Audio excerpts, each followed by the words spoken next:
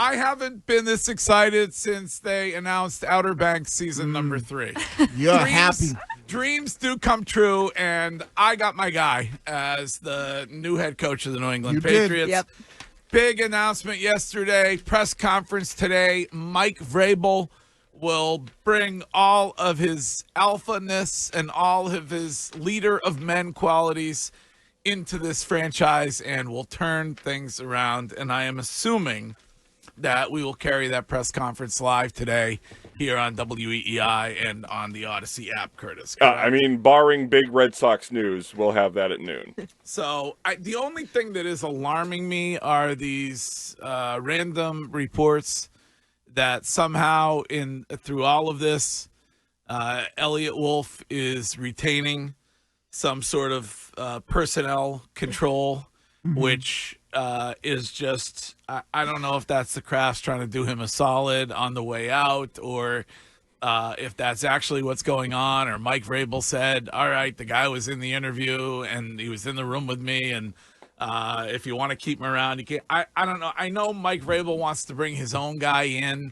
to at least assist with that. And is that the Giants guy? He is, yes, currently with the New York Football Giants. But I'm fine if they keep him around in some capacity. Just make sure that he doesn't have the final say in decisions that are made, especially when it comes to the draft. Like, it's okay if Mike Vrabel wants to keep him around. I trust Mike Vrabel, and if he wants to bring in his own guy to make those final decisions, that's fine. Keep Elliot Wolf around. Keep him in house. Whatever. I think that Mike took this job knowing full and well that I will have a huge and massive voice in there. And Elliot Wolf, like you said, Courtney, will be somebody that'll help with scouting and, those type of things.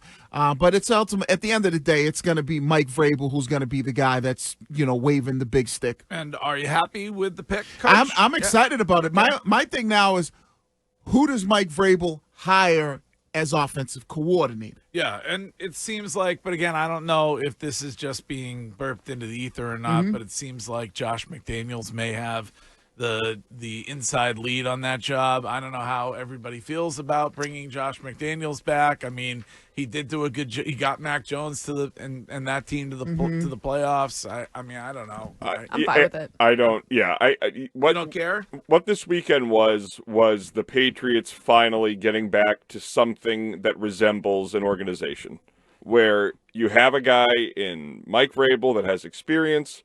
He knows the market, he knows the media, he knows the Krafts, he knows the team, he knows the NFL, he knows how to win without a quarterback. He'll now have a quarterback.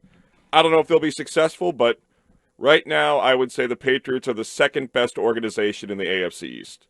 Yeah, I like it. I mean, he was, when you look at the dysfunction that has gone on here for a while, he's the guy to come in and get rid of that. Like, get rid of all the nonsense and to get guys to fall in line and guys to follow the rules and guys to be, at least when it comes to the locker room and to, I don't think you have young wide receivers who are whining about how many times they get the football or telling you that they have the greatest hands in the NFL when Mike Vrabel is the head coach of your football team. Oh, hell no. Because he's going to call him out. Mike's the type of guy that would be like, yeah, we got receivers complaining about how great their hands are, but we see him in the games, they can't catch it. Like, Mike's that type of guy. We went 360. We got rid of Bill, and we kind of came back to Teddy had said this yesterday, and I think Teddy's spot on. Teddy Bruschi said this on, what is that? Sunday? NFL Countdown. Yeah, NFL Countdown. He said Vrabel is more like Parcells than he is like Belichick. And I would 100% agree with that because I was with Parcells. And what's the difference? Because Vrabel is more like but what's the difference between Parcells and Belichick? Because Parcells is he's not afraid to call people out, talk trash to them in the media, out in front. He's not afraid to do that, where Bill, that's not really Bill's M.O. Parcells will say what's on his mind. If he feels like when we play, they said it, we hear Parcells basically saying they want you to cook the food, at least they'll let you shop for the groceries. That's the type of person Vrabel is. He's not going to hold his tongue for nobody, where Bill was a little bit more keep everything in-house. And this quote, you'll see it, I'm sure, circulated more. It's in Gasper's column today. Mike Vrabel is as well suited for coaching as any player I have ever coached. Bill Belichick in 2011. And, listen, this could totally blow up. I was obviously a little too aroused after 1 week of Jerod Mayo, so God knows I can overreact. But I just love that Robert Kraft admitted the mistake, moved forward. And I was thinking about this, Greg. So let's say Bill Belichick got fired a year early. They didn't expect it to happen, and Robert Kraft had promised Jerod Mayo the job, okay? Yes, let's go back a year. Contractually promised him the job, right? Would it have been more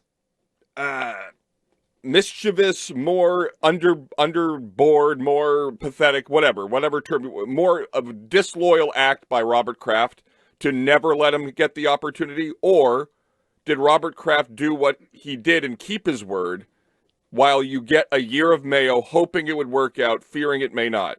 So, you know what I'm saying? Like, would it have been would it have been a worse look for the organization if they said, you know what, I know I told you this, Jerod, but you're not getting the job, or what they did? Yeah, I'm assuming that they would have had to, and you know how they react to this, they would have had to pay Jerod Mayo.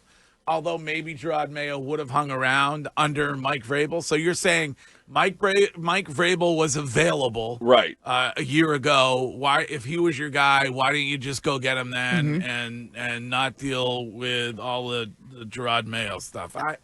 I'm just saying that, like, if Robert Kraft, everybody's mad at Kraft nationally about how he treated Mayo and that he didn't give him an opportunity and all these things. I'm just wondering what would have been better, because clearly we see that Jerod Mayo is likely not going to be the next Vince Lombardi.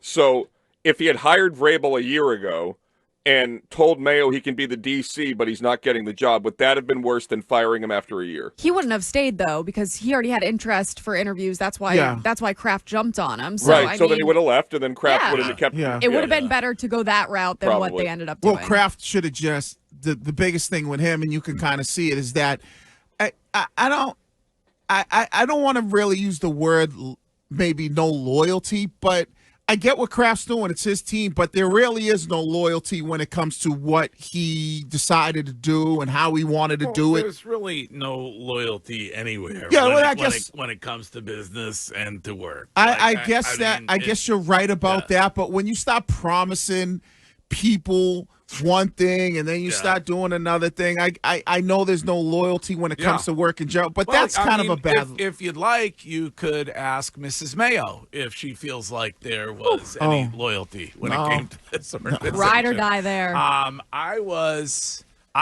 intrigued by the Instagram messages of Shantel Mayo on Friday afternoon, in which she offered, I think, probably one of the better verbal threats in the history of social media threats, which was that the false stories need to stop before the true ones are beginning to be told.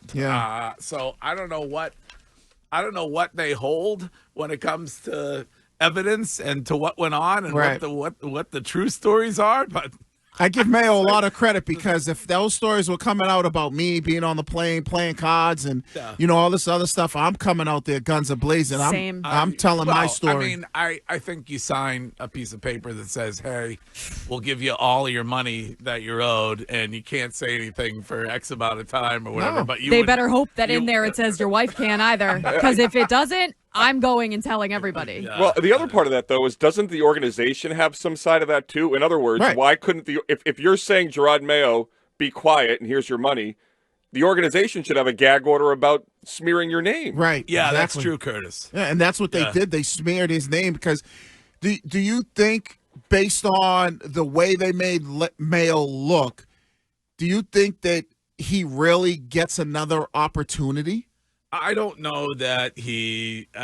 I think it would be a while. I think he ends up he can end up coaching somewhere. I mean, he's got a lot of money coming, right? Well, I mean, no, it's not the money issue, but the coaching I element mean, of it. Yeah, I mean, I think he probably will. I think he would end up on somebody's staff somewhere at some point. I don't know. I don't know. I Maybe think he's going to have to go to college. Maybe he's done with it. Maybe he wants to go back to business. I mean, I don't. Maybe he wants to go back to the corporate world. I don't know. I just love this. I hope she continues. Like, give me all of the Mrs. Mayo 51 content. I hope that she does not go into the night quietly. Yeah, you want to hear Yeah, it all? I want to hear her side of it. Yeah.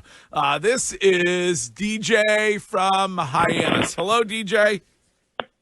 What's happening, Greg? What's up? Good morning, Michelle. Hey, good morning. Hey, your Salvador's on the rise with Vrabel being hired, right? Yes. I'm very excited. Very, very excited. Yes, you are. The theoretical sourdough is on the rise. The actual sourdough is not doing so well. The starter is taking longer. Oh, good God. But yeah, I'm very excited. You guys have He's a the guy. blessed day. DJ, he's the guy I wanted. Hopefully, he's the guy that you wanted as well. All right. Did I do a good job with that one, Curtis? Nailed it. Absolutely. I can't wait for Vrabel to hear about your sourdoughing. Well, Mike Vrabel will be on this show every Monday to win. What's your relationship like with him? Chummy? It's chummy. I like that. I think it's chummy. It was honestly dysregulatingly close.